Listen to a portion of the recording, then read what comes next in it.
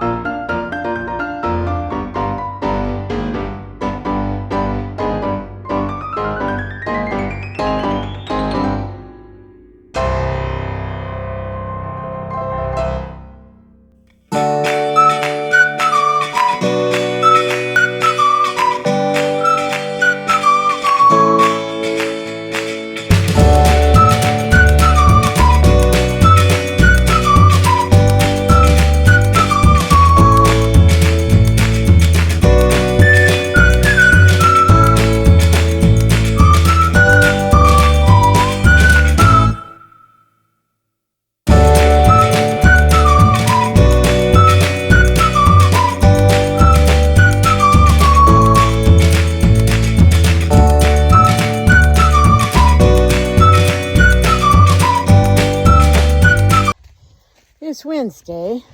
I basically spent the entire day in the house making soap, lotion, face scrub. The soap isn't finished, but I got the lotion made, face scrub done, washed up most of the stuff, and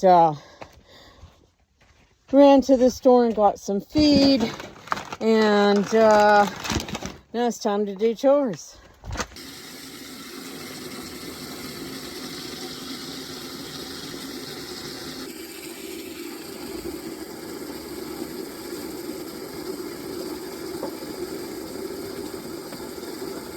Yeah, the girls aren't really liking the hay that we are in right now.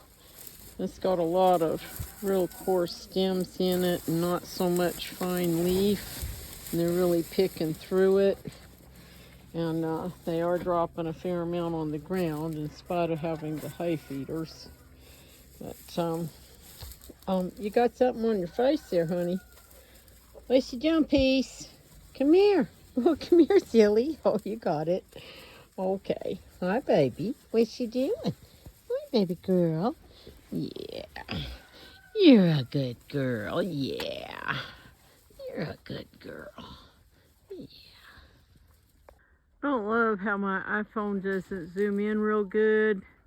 But that's a hawk sitting up there on the flower stalk of a cactus. There it goes. I'm not for sure what kind of hawk that is. I think maybe a Cooper's are the biggest ones we've got. I'll have to ask my birding friend. She'll know. Hello, Bentley. Yes, I will be with you in a moment. Yes, it will just take me a minute to get the water and stuff hooked up. Just be patient.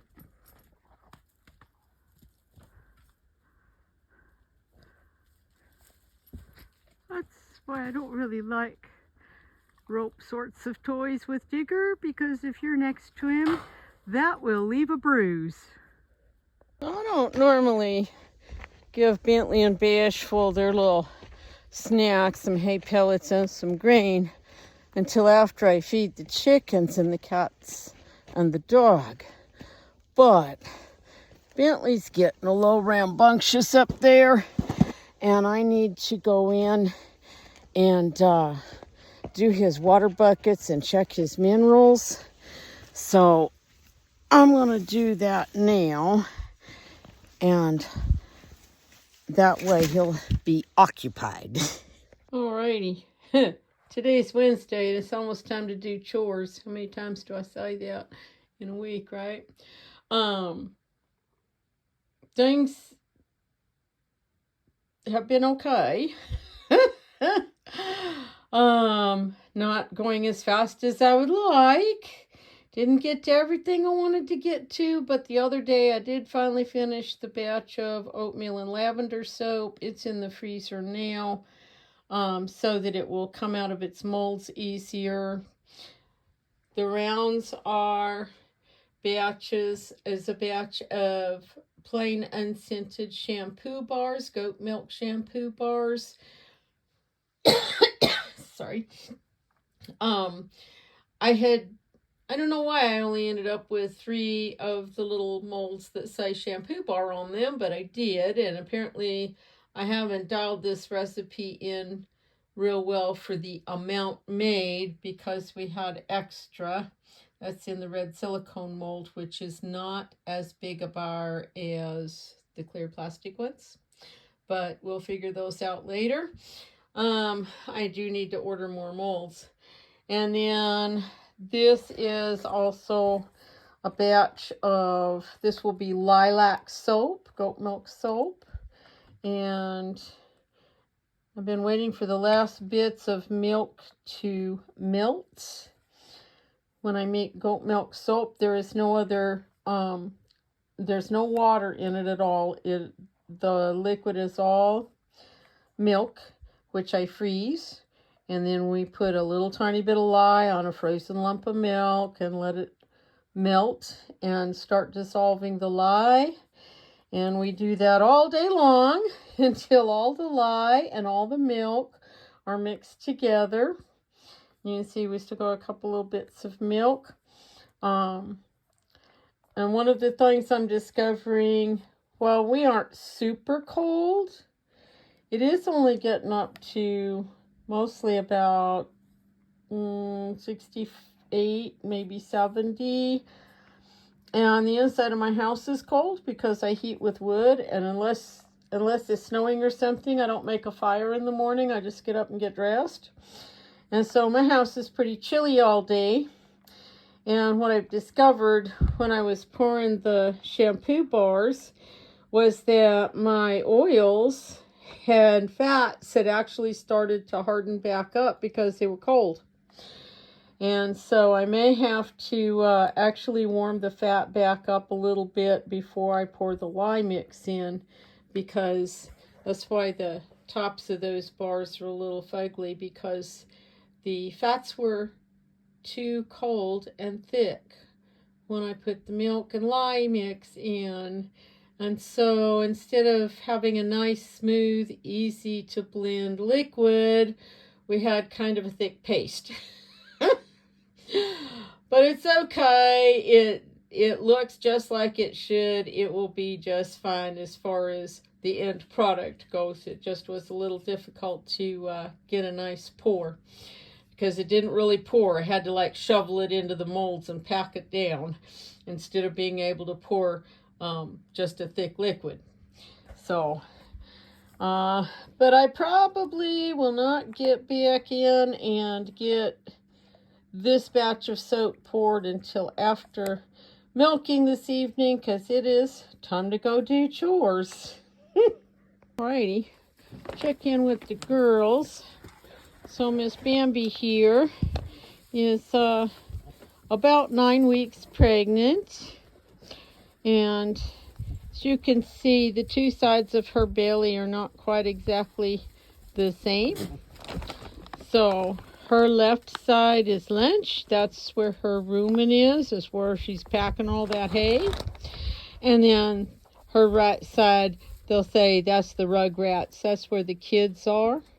And now she's always been a little wide. So I don't think she's any wider now than she normally is. Maybe a touch. But let's look at her from the side. Now, she is hanging down just slightly, okay, just slightly. So, she could easily have triplets again. That was her last kidding, and she has been known to have quads. So, we'll see. We'll probably make a better guess when we get a little closer. Hi, Beans. Hi, pretty girl. Just Miss Pinto Bean from Bambi's kidding last year. Miss Pinto Bean was bred about a week after her mama. They're both bred to Mr. Bentley. Let's get around here. Now, I will say Miss Bean is a little over-conditioned, and She's got a little fat buildup in some spots, but she's starting to get just a tiny little bit. And she's hanging down just a smidge. Though most commonly, first fresheners have twins or singles. And it's a little uncommon for them to have triplets their first time around. So we might just have to wait and see. What's you doing, baby girl? Huh? What's you doing? Yeah.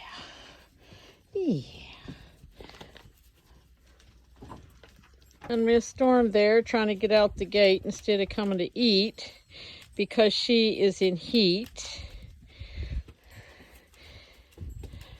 Storm is on my call list because you can't keep everybody, and she's had 2 sets of kids, and she has not been the best mom, and she was not the most productive goat, and hay is expensive. So while she would make somebody a nice pet because she is sweet and she is funny, the issue is that I have is that she should never be bred again, and I can't control that if she's not under my control. So I think the best thing is for her just to never have another chance at breeding again. Yes, I know you're in heat, silly girl. So she will be leaving us shortly. Alrighty, so the Esmeralda and her triplet girls. So the green collar is joy, the blue collar is peace, the yellow collar is love. And see if I can get a nice shot of Essie's udder. And remember, it's not milking time yet. We got a few hours before we'll milk. But I love this goat and how beautiful and soft her udder is, and how her, if I can get a bitter, there we go. They're stirring up a lot of dust. How lovely and soft her udder is, how easy she is to milk out. 4-finger teats, just almost perfect. And I expect her daughters to all be comparable. Especially, they look, I know they're a little hairy right now, but I think that they will all have her nice long teats and soft udders. However, we can't keep everybody, so Peace and Joy are up for sale. I've been advertising them. They are purebred registered Nubians, and in my area, I guess people think goats are just lawnmowers, which they aren't. They don't really eat grass, okay? If you want something that eats grass, get a cow or a sheep. But in my area, goats don't generally go for a lot of money. So, I don't know. We are overcrowded, and we do need to get these girls moved out. I'm just doing the best I can where I am with what I got.